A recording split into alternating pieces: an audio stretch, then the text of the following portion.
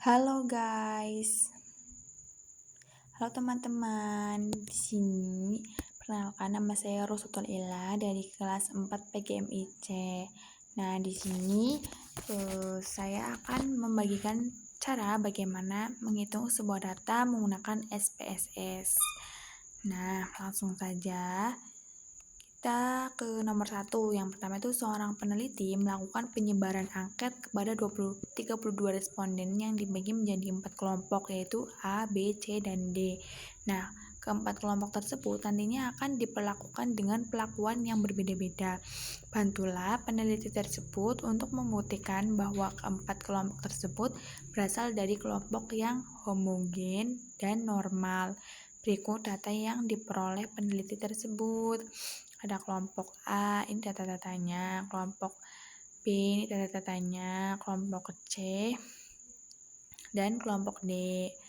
Nah, langsung saja yang pertama itu kita melakukan uji normalitas dan uji homogenitas. Nah, yang pertama itu kita buka. Jadi data-data ini kita masukkan ke SPSS. Kita bentar ya guys, ini loading. Kita buka SPSS-nya dulu.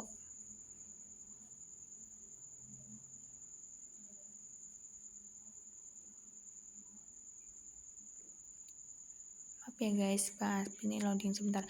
Nah, setelah kita buka SPSS-nya, terus kita ke variable view. Nah, yang dalam kolom name itu kita isi dengan kelompok A. Dengan kelompok A. Ini dalam ini tuh nggak boleh dispasi ya guys, perlu diingat. Terus lalu di enter. Nah, terus yang kedua itu ada kelompok B. Kelompok B, lalu di enter. Terus yang ketiga itu ada kelompok C. Kelompok C lalu di enter. Terus yang terakhir yaitu ada kelompok D. Kelompok D. Nah, setelah semua diisi pada kolom name-nya, terus pada desimalnya itu dinolkan semua. Jadi mulai dari data kelompok A sampai kelompok D. Udah semua tuh, kita tinggal ganti yang untuk bagian measure itu skala semua, diganti skala semua.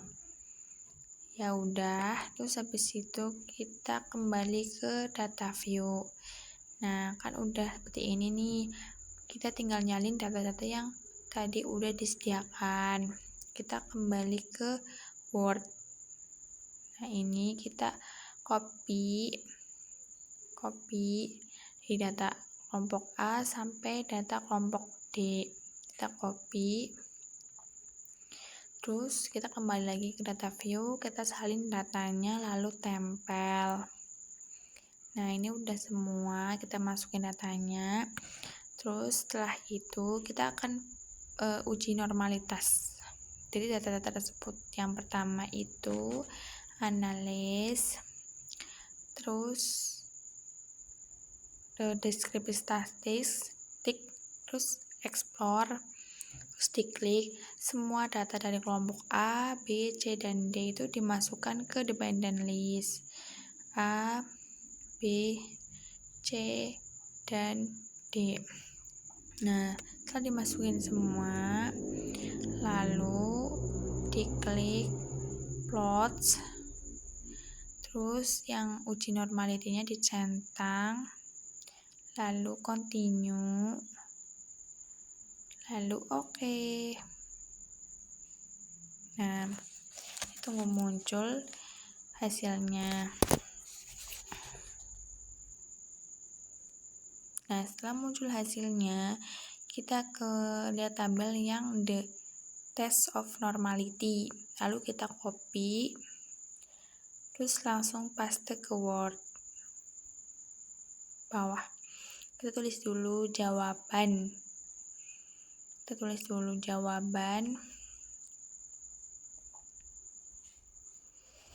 Jawaban nomor 1 tuh uji normality, tes normality.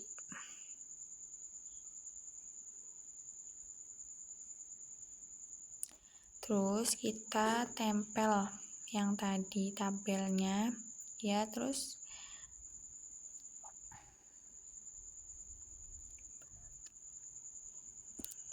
setelah ditempel kita lihat signifikannya dari kelompok A sampai kelompok D. Kita beri tanda dulu biar gak bingung. Terus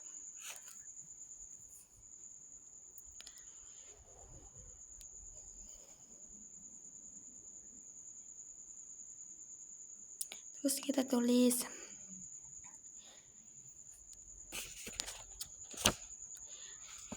kesimpulannya itu berarti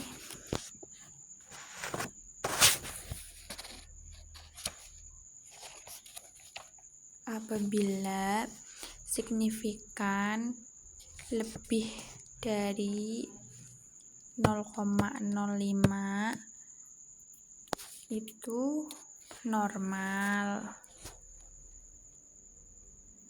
0,005 datanya normal. Terus apabila datanya kurang dari 0,05 itu datanya tidak normal. Jadi kelompok A kan nilai signifikannya 0,022. Jadi nilai signifikannya itu 0,022 itu kan lebih kecil daripada 0,005.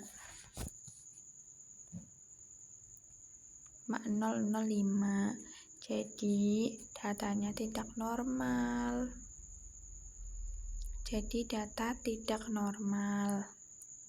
Data tersebut tidak normal. Terus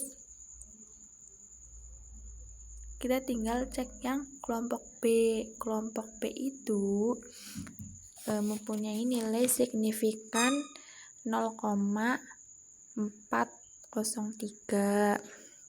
Di sini lihat dari data ini, dari tabel ini tuh signifikannya 0,403. Nah, nilai signifikan 0,403 itu lebih besar daripada 0,005.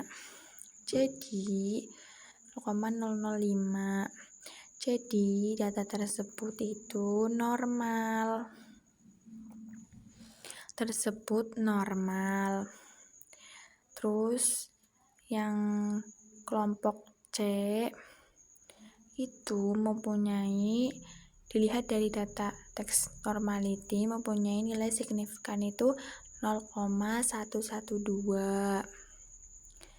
Jadi nilai signifikannya 0,112 itu kan lebih besar dari 0,05. Jadi data tersebut itu normal.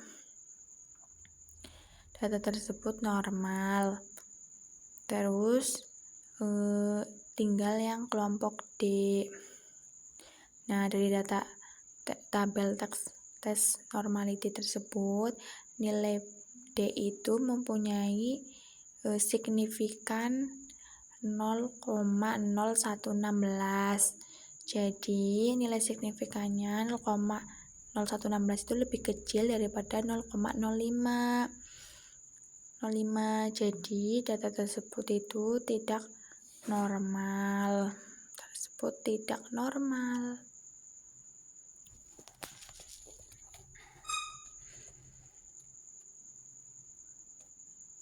tidak normal gitu guys.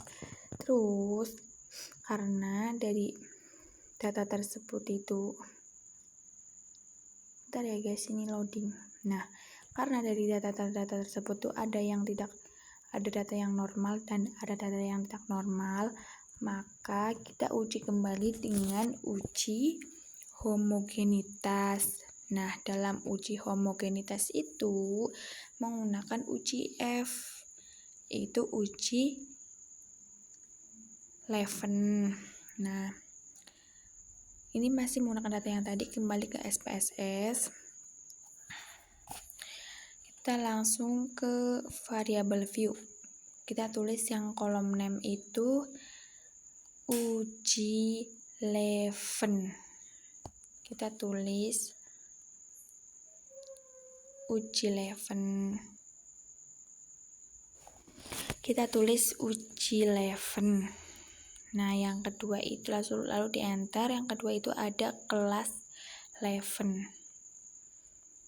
Kelas Leven.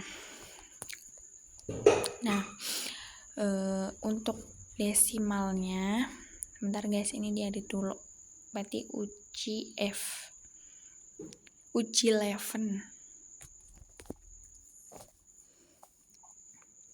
Maaf ya guys, nunggu lama. Ini loading. Uji Leven.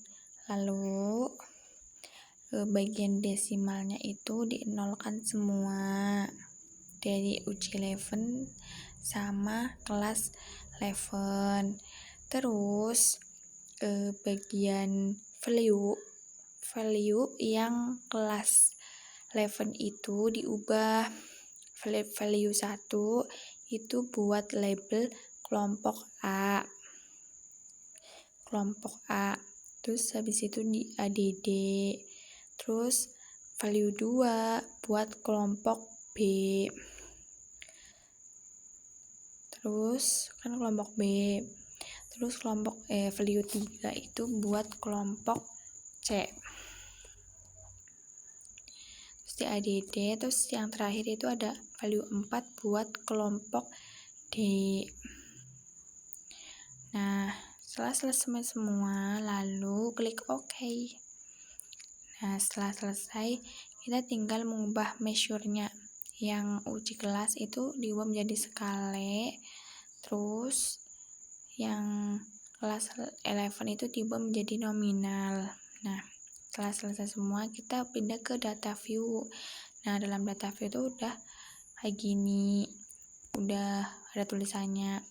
Cara ngisinya itu, untuk uji Leven itu dari kelompok A sampai kelompok D itu diisi secara berurutan. Satu persatu dimulai dari kelompok A. Terus kalau kelas levelnya kan tadi di variable view ditulis angka 1, berarti di data view-nya itu ditulis 1 semuanya sampai selesai yang untuk kelompok A. Nah, setelah selesai kita paste lagi, copy lagi yang kelompok B dari awal sampai akhir, kita masukin ke data setelahnya kelompok A. Nah, kayak gitu. Terus untuk kelas levelnya tadi kan ditulis 2, berarti di sininya itu ditulis 2. Kodenya 2 sampai selesai kelompok B. Nah, terus yang ketiga itu kelompok C, berarti kita salin lagi data kelompok C, kita tempel ke belakangnya kelompok B tadi. Nah, untuk kelasnya itu kita sesuaikan yang tadi itu kan 3, berarti 3 sampai semua data kelompok C selesai. Terus yang terakhir itu kelompok D, kita salin datanya lalu tempel di belakang kelompok C. Kelompok C. Nah, untuk kelas 11-nya itu sesuai dengan variabelnya tadi, value-nya tadi kan 4. Berarti di data view-nya itu ditulis 4 semuanya sampai selesai. Gitu. Nah, setelah selesai semua, kita akan melakukan uji homogenitas. Yang pertama, kita melakukan uji homogenitas itu kan ini udah selesai semua dari kelompok A sampai kelompok C. Terus kita melakukan uji homogenitas. Yang pertama analyze, terus classify, terus klik discriminate, terus yang kelas 11 itu dimasukkan ke grouping, kalau uji 11 itu dimasukkan ke independen. Lalu different rank-nya diklik, terus nilai minimumnya 1, nilai maksimalnya 4.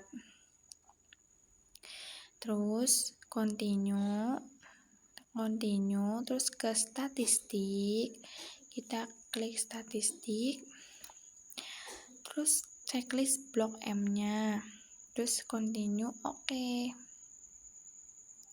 Nah, terus kita langsung ke uji formalitas, ke tabel test result. Nah, itu di copy lalu dimasukkan ke Word yang tadi. Nah, ditempel. Lalu, nah kita kan udah lihat nih dari hasil test result itu signifikannya kan 0,428. Kita kasih tanda dulu biar nggak bingung. Terus jadi artinya itu kan signifikannya kan 4,28. Bentar ya guys, ini agak ngelag. Nah, nilai signifikannya itu kan 0,428. Itu kan lebih besar daripada 0,05. Jadi, data tersebut itu dikatakan homogenitas 0,05. Jadi sehingga dikatakan homogen. Nah, dari data ini kita lihat nilai signifikannya itu 0,428 lebih besar dari 0,05, sehingga data tersebut dikatakan homogenitas gitu guys. Terus udah selesai, kita cek normality sama homogenitas. Terus selanjutnya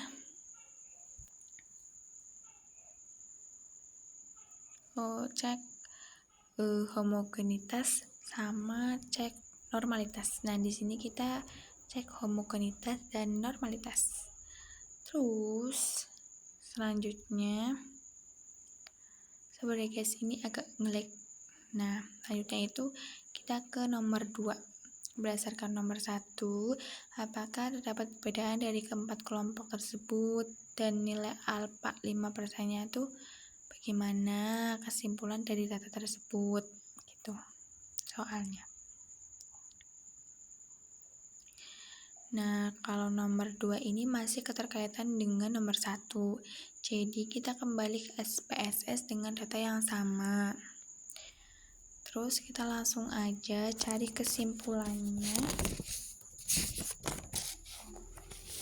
Cari kesimpulannya itu yang pertama analyze, terus ketik compare to 1Y ANOVA, klik. Terus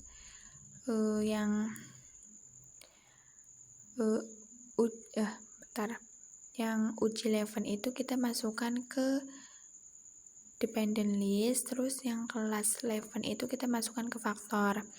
Nah, lalu di plot hold, kita klik plot hold, terus yang sifat gue di checklist, diberi tanda checklist, lalu klik nah untuk signifikan itu otomatis 0,05, lalu continue, oke. Nah, udah muncul datanya, kita lihat hasilnya itu di tabel ANOVA, lalu di copy, dimasukkan ke dalam Word. Yang tadi ke ANOVA itu dihapus dulu.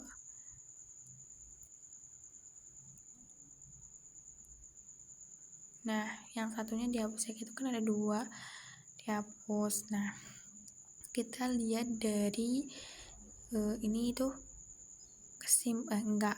kita mencari alfa 5%. Terus 5%. Ntar ya guys, itu lagi mencari persen-persenan susah gitu. Terus dalam tabel ANOVA ini bisa dilihat nilai signifikannya itu 0,0000. Kita beri tanda dulu sebagai nilai signifikan. Terus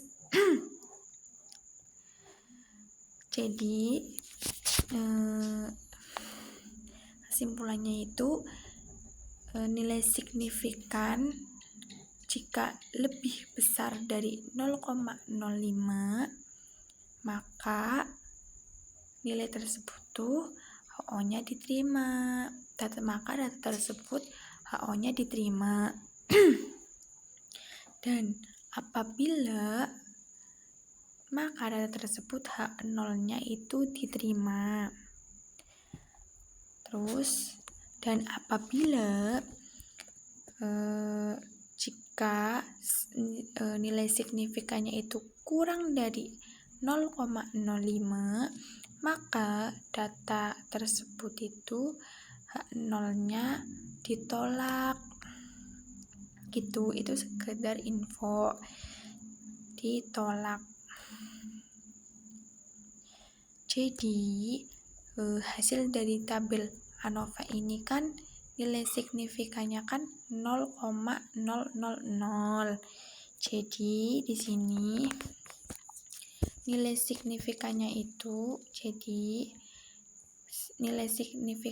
kan 0,000. Nah, maka nilai signifikannya itu 0,000 itu kurang dari 0,005 maka H0-nya ditolak. Maaf ya guys, ini sedikit ngelik. Nah, jadi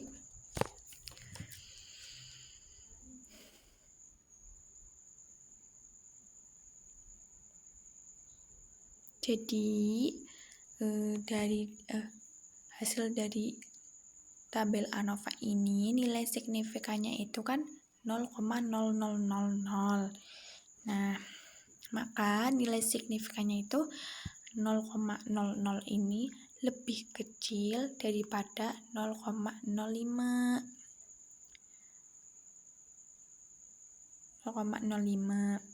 Nah, maka H0-nya itu ditolak karena nilai signifikannya itu kurang dari 0,05. Jadinya H0-nya itu ditolak gitu. Terus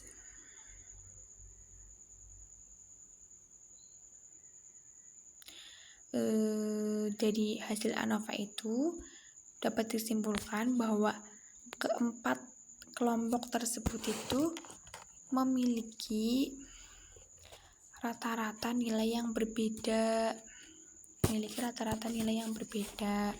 Karena H0-nya ditolak. Kenapa kok H0-nya ditolak?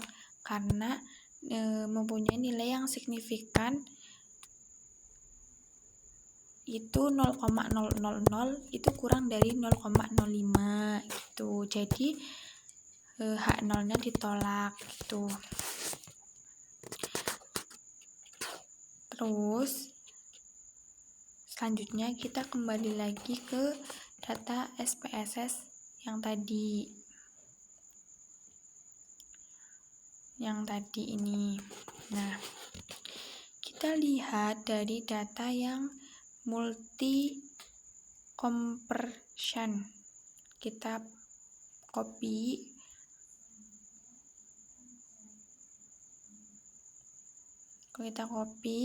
lalu kita paste ke Word selanjutnya yang tadi. Nah, Setelah dipaste, kita bisa lihat dari hasil multiple comparison itu, datanya itu bisa dilihat dari dua cara. Yang pertama dari nilai signifikannya dari kelompok A sampai B, terus dari kelompok A sampai B ini, terus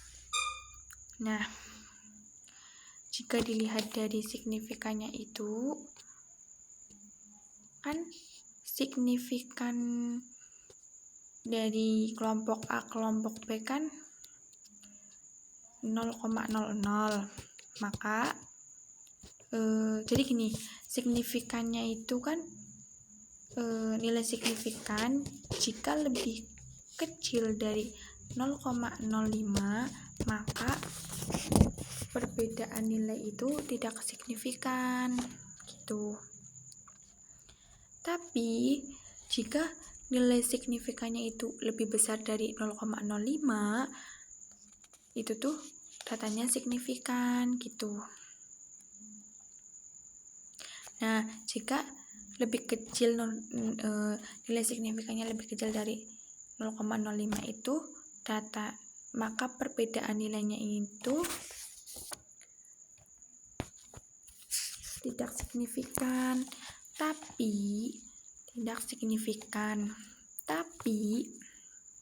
jika nilai signifikannya itu lebih besar dari 0,05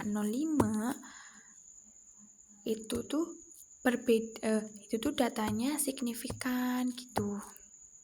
Nah, dari perbedaan maka perbedaan nilainya itu signifikan gitu guys. Itu kayak sebuah teori. Nah dari data tersebut tuh multi comparison itu dari sisi kelompok A dengan kelompok B itu signifikannya kan 0,001, sehingga data tersebut itu kan nilai signifikannya 0,01 itu kurang dari 0,005 gitu. Nah, gitu guys. Jadi tulis lagi dari sini kita bisa lihat bahwa kelompok A ke kelompok B itu nilai signifikannya itu kan 0,001.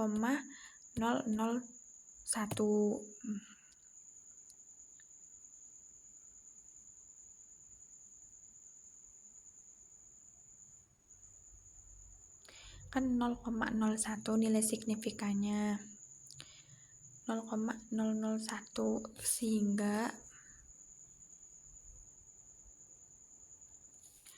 sehingga data tersebut itu lebih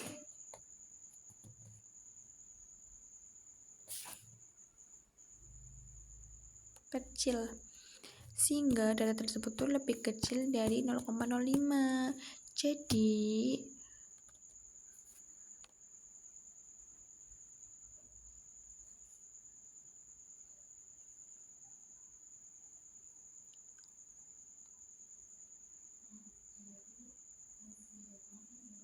kan lebih kecil dari 0,05 ya, jadi datanya itu signifikan gitu.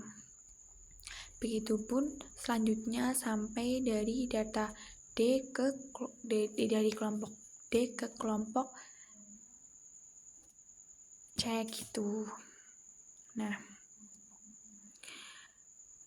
yang kemudian yang kedua itu kita lihat maka sebelumnya kan datanya tuh kan nilai signifikannya kan kurang dari 0,05, jadi datanya itu signifikan. Maka perbedaan kelompok A dan kelompok B itu signifikan karena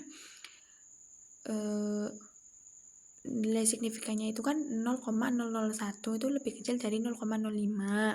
Jadi nilainya itu signifikan. Begitupun seterusnya dari kelompok A ke C, A ke D sampai D ke C gitu. Nah, Kemudian yang kedua itu kita bisa lihat dari tanda bintang. Kalau ada tanda bintangnya itu signifikan, dan yang tidak ada bintangnya itu tidak signifikan gitu guys.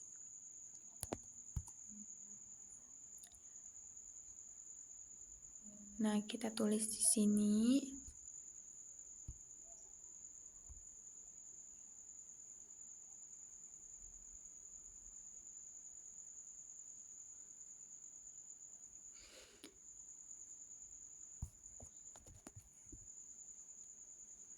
Nah, terus yang nomor 3 itu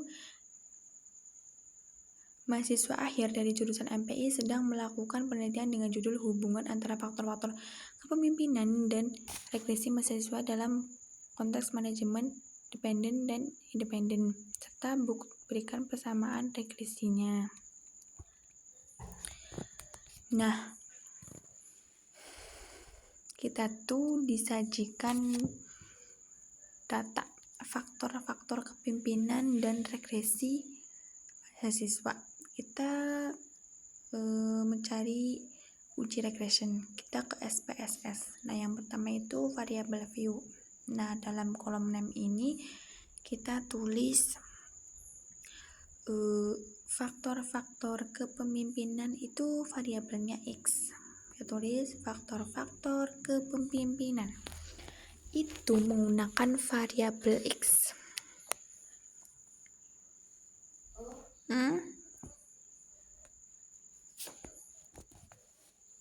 Nah, lalu di enter. Terus yang kedua itu kita tulis regresi mahasiswa. Nah, dalam kolom ini tuh nggak bisa di spasi ya guys. Nah, itu tuh ini variabelnya Y. Nah, lalu di enter. Terus desimalnya itu kita nolkan semua dari faktor-faktor sama regresi. Terus yang measure-nya kita ganti skala. Terus yang regression juga skala. Nah, setelah selesai kita kembali ke data view. Kita udah muncul kayak gini ya guys. Terus kita masukkan datanya dari faktor-faktor kepemimpinan dan regresi mahasiswanya dari atas sampai akhir. Kita copy, lalu kita tempel. Nah, tempel. Nah, setelah muncul kayak gini, lalu kita akan mencari uji regression. Caranya yaitu yang pertama analyze, terus regression, terus yang klik linear. Nah, setelah itu yang faktor-faktor kepemimpinan variabel X-nya itu kita masukkan ke dependent, independent. Terus yang regression itu kita masukkan ke dependent. Nah, setelah itu lalu klik OK. Nah, kita terus muncul. Nah, kita lihat tabel yang model summary. Kita copy, lalu paste ke Word di bawahnya yang tadi. Nah, terus kita tulis dulu nomor 3 itu uji regression. Nah, lalu kita paste uji regression dalam model yang pertama itu dilihat dalam model summary. Nah,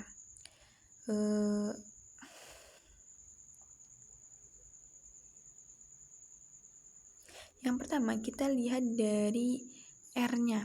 R-nya kita kasih tanda yaitu 0, nilai R-nya itu 0,972.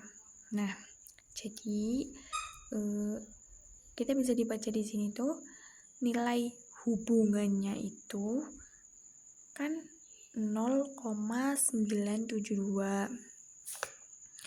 Terus itu tuh nilai R-nya tuh kan 0,972, itu kan lebih besar daripada 0,005.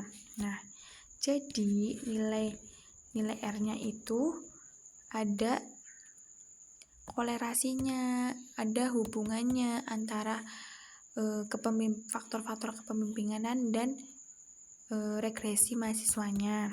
Terus kemudian kita tinggal baca presentasenya. Nah, untuk baca presentasinya itu kita lihat dari R-square. R-square-nya ini, terus R-square-nya kan 0,904. Nah, jadi itu pengaruh presentasinya kan 0,944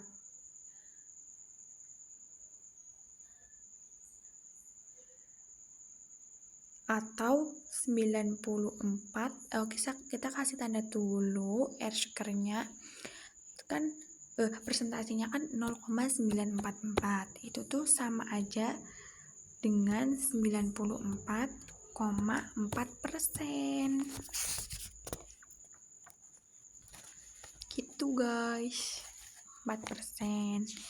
Nah, setelah kita mengetahui tentang presentasenya, kemudian kita kembali lagi ke data SPSS yang tadi.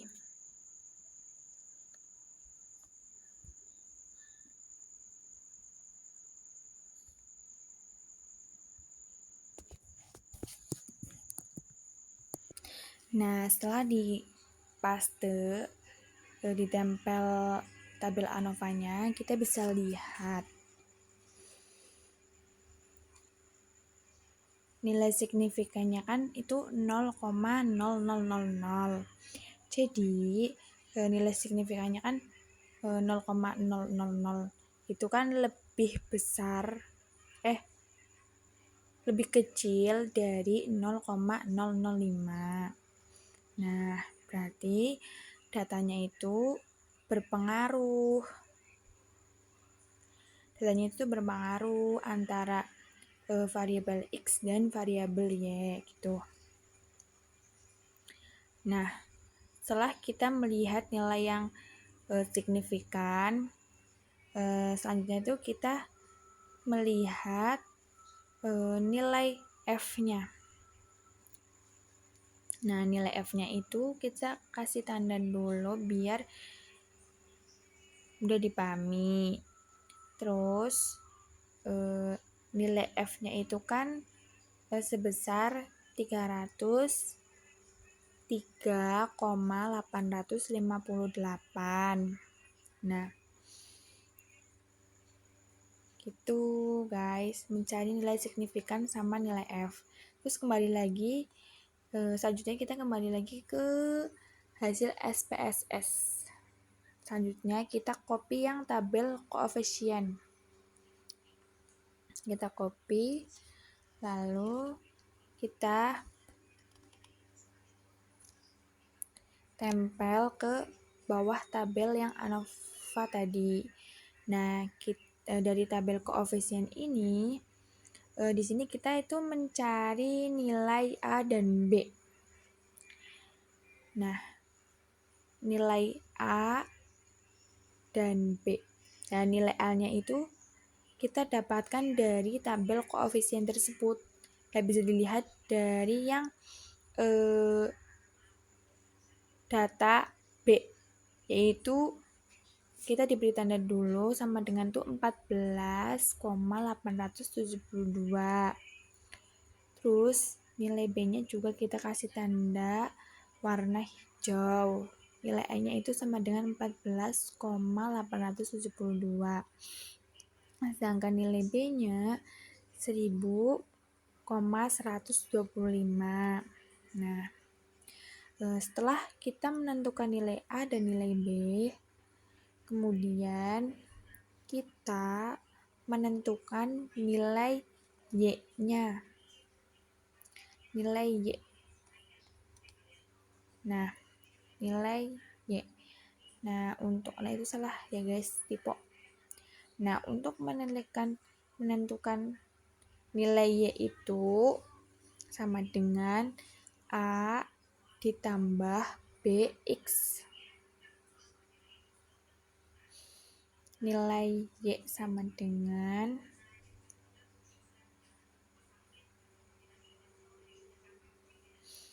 A ditambah BX Nah, berarti sama dengan A-nya kan 14,872. B-nya kan 1125. Berarti 14,872 itu ditambah 1000, nilai Y-nya kan berarti 14,872 ditambah 1125 X. Nah, di sini tuh karena positif semua, maka hasilnya naik dari nilai A ke B itu nilainya naik gitu. Terus jadi kesimpulannya itu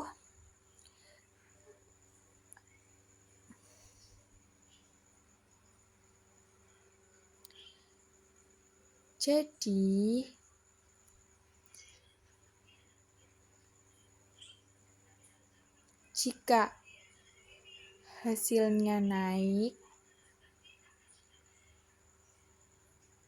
makin banyak, maka jadi kesimpulannya itu jika hasilnya naik makin banyak, maka hasil yang naik makin banyak itu menuju datanya ke arah positif gitu. Intinya kayak gini guys, kesimpulannya itu jadi jika hasilnya naik makin banyak, maka kayak gini, jadi jika hasilnya naik makin banyak itu tuh yang nilai A ke B. Nah, apabila hasil naiknya makin banyak, maka data tersebut itu menuju ke arah yang positif. Gitu guys. Assalamualaikum warahmatullahi wabarakatuh. Bye bye.